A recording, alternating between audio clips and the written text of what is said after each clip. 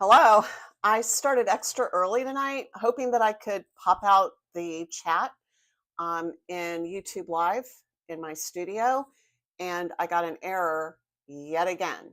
So I have the chats on my phone. So just in case other people log in to watch the stream, then hopefully I'll be able to respond to chats. But in the meantime, I'm going to try to make sure that the camera is set up because I'm trying to do wrist-friendly yoga when I do a live stream. And last week, or not last week, but 2 weeks ago, I did it in my kitchen and it seemed to be okay. It's just that the camera had a very small range of recording. It works much better in this room because there's so much more space. And plus, I have a great big dog downstairs. And I was concerned that if I started coughing, because I'm still struggling with a cold, that he would get up and try to be nosy and find out what was going on. So I'm going to move my water. The funk that is going around this winter has not been kind. Normally, of course, the last time I got sick, I was younger, but it went by pretty quickly. This time it's really giving me a struggle. But this is a wrist friendly exercise tonight or yoga session. There's no intention that I have come up with. There's really no theme. And I pretty much am going to just play it by ear like I did the last time I did a live stream. But I do hope more people will comment in the future, give me some ideas of what you'd like to see. But for now, we're just going to go ahead and get started. So if you are in a space where you can lay out a yoga mat, please do that. If not, all of these are going to be standing. All of the flows and the poses are going to be in a standing position. So just make sure that you have about 6 feet of space. So I'm going to start at the front of my mat. And we're going to start in mountain position. So with mountain position, this is how I start all my Yoga Anywhere videos. So if you've watched any of those, you're very familiar. But with a mountain position, you really want to imagine that you are in such a firm stance that wind could just literally blow through your house, knock everything down, and you would still be standing. So you're going to root into your mat. Thus the term, like not blowing over like a tree. So we're going to root down into our mat and push out with your feet. So what that does is with the downward motion and the outward motion, it immediately activates all the muscles in your lower body. Then we're going to suck our navel to our spine, which is going to help to engage the abdominal wall. And in a mountain position, we truly just want to stand here for a few moments with our hands at our side. You can lean back slightly, but close your eyes so that the breaths will be a little bit more meaningful. So that way you can focus in on your stance instead of things that might be going on around you. And if your family is watching you right now while you do this, they might think you're silly because you're just standing there with your eyes closed. But truly, it can be very zen just to stand still for a few moments, especially on a Friday evening. But take a really deep breath in. Fill your abdomen with air and breathe out. Still digging into your mat. Breathe in and out. Now we're going to sweep our hands down and up above our heads for volcano pose. Now you still want to be digging into your mat. You do not want that to affect your stance at all. Then as we breathe out, we're going to lower our arms to our right hand is behind us and our left hand is in front, and we're going to lower into a half chair position. Then breathe in as our hands go up and breathe out as we do the same thing on the left side. So breathe in and out. Now we're still digging into that mat. Breathe in and out. Breathe in and out. We're doing it one more time on each side. Breathe in and out. Now we're going to go into a forward fold. So we're going to sweep our hands down to come up and place your hands together and slice right down the middle. Now in a forward fold, you can either have your legs straight and you're still trying to reach towards your knees with your nose, or you can have a generous bend that'll allow your lower back to get a really good stretch. When we're in a standing position, or a straight leg position rather, we're getting most of the stretch behind our knees. And there are times when we need that. But in the winter time, we tend to be a little lazier. So it's really good to get a good stretch in our lower back. So I'm choosing to have my knees bent. Now we're going to sweep our hands over to the right, sweep our hands back to center, and then sweep our hands over to the left. If you've been suffering from a cold like I have been, this should help once we rise up. You should notice that your sinuses should be a little bit more clear. Sweeping over to the left and back to center. Now we're going to rise up halfway. Have your hands either just below your knee or just above your knee, plural, knees. But make sure that your back is so straight that you could place a teacup on it and it wouldn't spill. Then breathe out as you lower, and then breathe in as we rise back up and put our hands together and bring them together in front of our heart in prayer position. Now, we're going to go into a wide-legged stance. And we're going to do a couple of things while we're in this wide-legged stance. So the first thing is we're going to go into star pose. So point your toes out. You don't want them facing straight forward or, or just a little bit out like we might with goddess pose. We want them pretty far out. And then reach up with your left hand and then reach up, with your right hand and then up with your left. And then look up at the sky. This is our star pose. Now, while we're in star pose, we're going to touch our toes. So this might remind you of something when you were in grade school and you had to do physical education, PE.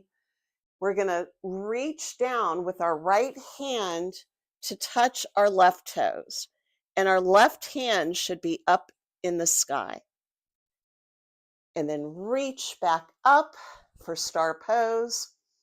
Now, allow all the movement to come from center. So you want to feel that motion truly originate in your core. Now we're going to reach down with our left hand to touch our right toes and back up. Now, if you find it's hard to maintain balance with your toes pointing out, you can have them pointing in. I was fine in star pose, but then once I started to bend over, it felt very precarious. Now we're going to reach down with that right hand and back up, and our left hand and back up. Now we're going to point our toes out and go into goddess pose. Now, when we drop our abdomen and our core down into goddess pose, you want to try to make sure that you keep your back straight. And you want to try to have your knees track over your feet. Now, you'll find that with age, they'll kind of come in a little bit. So that's fine. What we want to try to do is just maintain good alignment in our entire body. So you can have your hands together in prayer position as we drop into our goddess pose. And then we can rock back and forth a little bit, but we're going to try to hold this for a couple of breaths. And there goes my crickety knee. My left knee pops, but it's not as stiff as it has been in the past, so that's a good thing. So I might be healing. Who would have thunk when you get into your 60s, you can actually heal an old knee injury. All right, so you're probably cursing right now if you're trying to hold this for so long. So if it's too much, you can straighten your legs. But what we'd like to do when we're in this goddess pose is lift our right heel and then lower it, then our left heel and lower it, and then both heels at the same time. And try to hold it as long as you can. If you suck your navel to your spine, it'll help support your core and your back. And then lower, and then rise up, and one last star position. Now we're going to go into a little warrior flow. And the way we're going to do this, since we're doing it from a standing position, is we're going to stand at the front of our mat, if you're on a mat, and we're going to practice first by lifting our right knee and placing it down, then lifting our right knee and stepping back a little bit.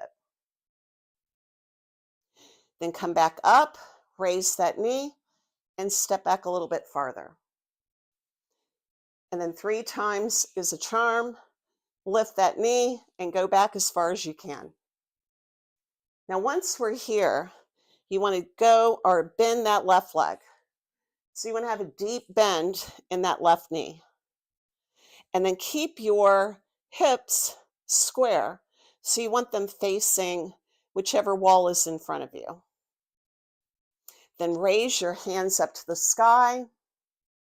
And we are in Warrior One. Now with Warrior One, this one doesn't get used often enough. I actually really like it because it's great to shift into a high lunge with very little effort. But right now we're just going to stick with Warrior One. And then taking our right hand up and overhead and back, we're automatically in our Warrior Two.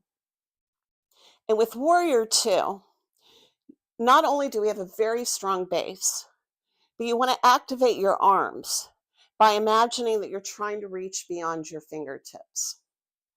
So with the left leg out in front of us, reach and look way past your fingertips, almost as if you have x-ray vision and you're able to look out your wall.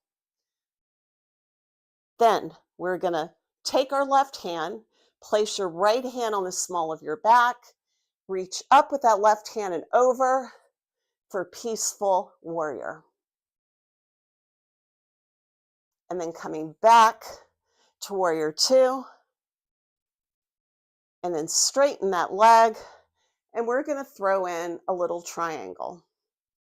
So with triangle, it's kind of like a teapot tipping. So you want to keep your arms straight like they were in Warrior Two. The right leg is still behind, and the left leg is still out in front, but the left leg is now straight instead of bent like it was in our Warrior Two. And we're truly just going to tilt over. Now, keep your core engaged. Keep your navel sucked to your spine. That will help support your center. And our right hand is reaching up to the sky.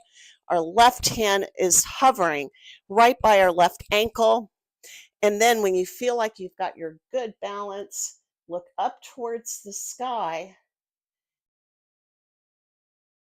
and towards your right hand.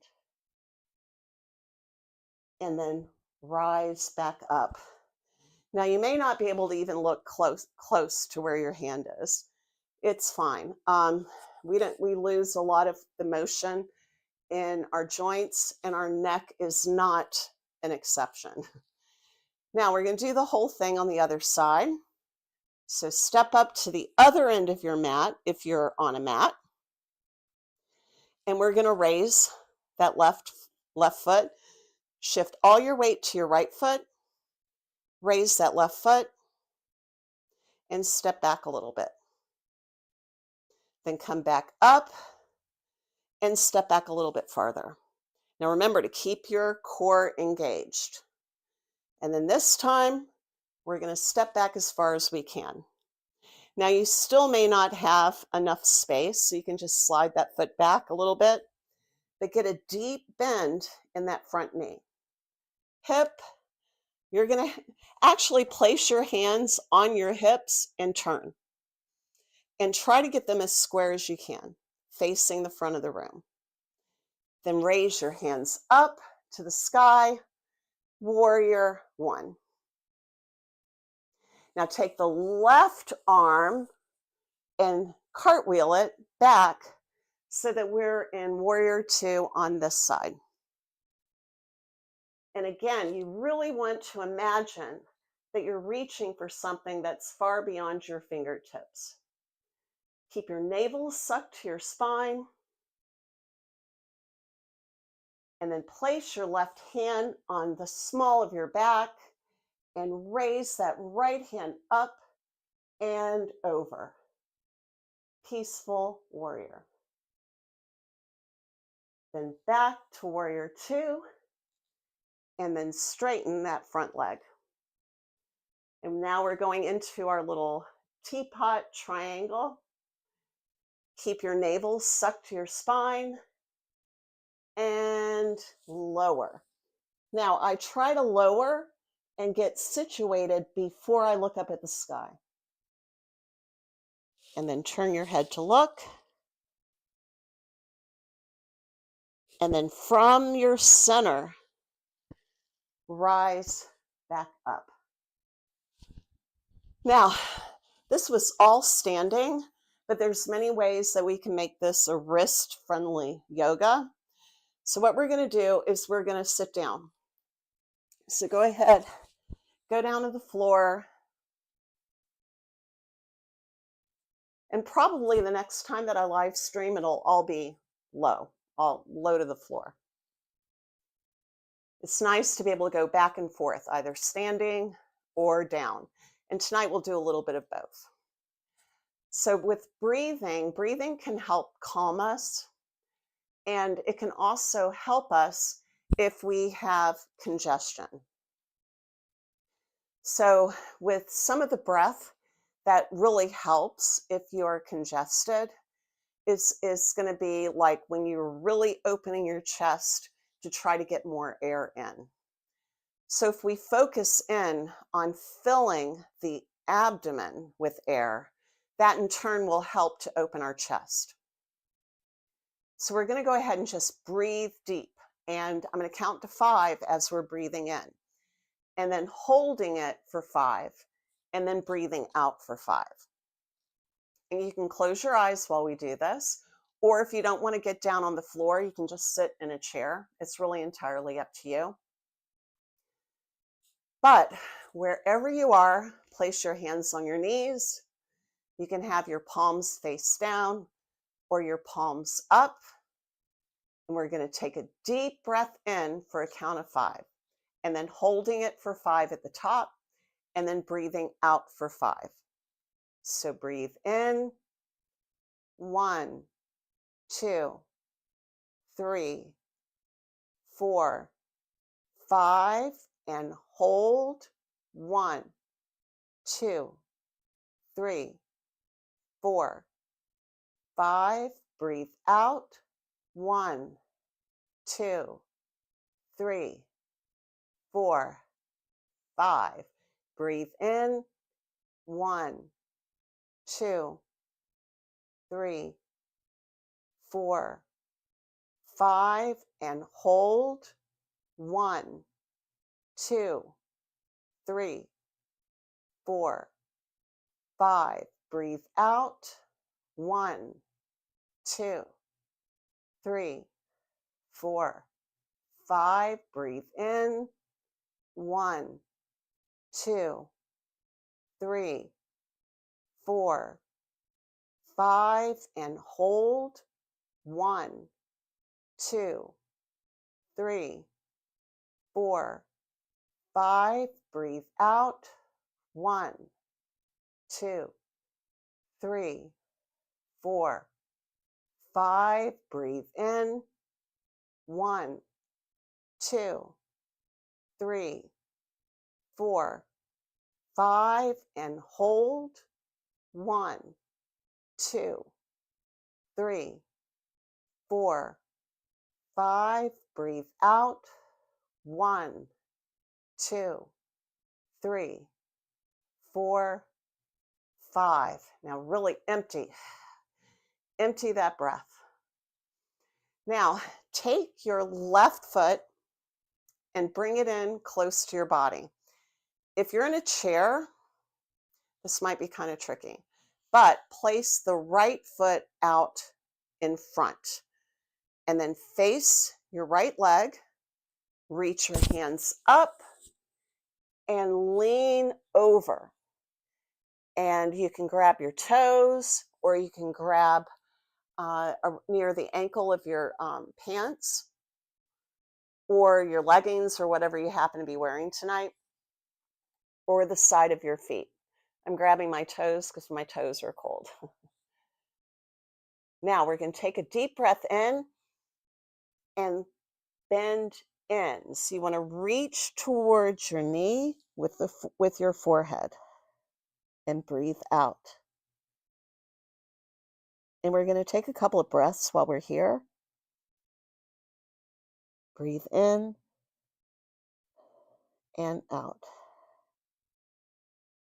Breathe in and out. Then from center, rise back up. Now, why it's very important that we do these moves from center because it helps to support our back. We don't want to injure our back just trying to bend over. Now, we're going to switch our feet. So bring your left foot in, or right foot in, and place your left leg out, and then turn to face your left foot. Reach up with your hands and lean over, grabbing onto your toes or the side of your feet. Breathe in and lean in as if you're trying to reach your knee with your forehead. And your forehead may not even come close. That's fine. It's really just the intention of touching your knee with your forehead. Take a deep breath in and out. Now rising up from center. Zen. Yoga is perfect. It's really perfect to help calm your mind, calm your soul. Now, what we're going to do is a seated forward fold. So with your feet out in front of you. Now, even in a chair, you can do this. Now, I did a chair yoga for when you're feeling sick on Tuesday. And that particular video with the chair, you have your feet on either side so that you can do your forward fold in between.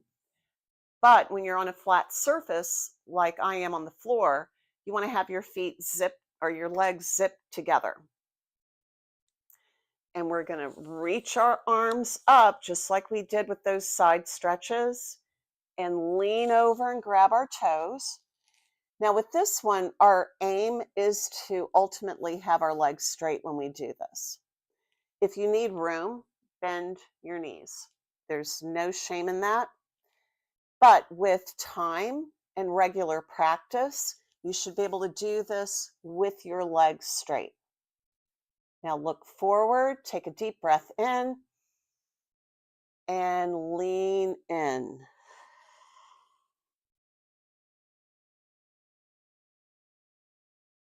We're going to take a couple of breaths here. Breathe in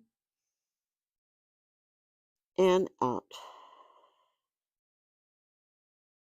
Breathe in and out. Let's give one more. Breathe in and out. Now, as we come out of this, start with your right arm. So we're going to do kind of like a cartwheel like we did going from warrior 1 to warrior 2. Start with that right arm. Suck your navel to your spine and move your body from your center. reach your right hand behind and your left hand up to the sky. Then we're going to cartwheel back to that seated forward fold. You can also do this if you're in a chair. And again, cartwheeling with that left hand. Place the left hand behind you and the right hand up to the sky.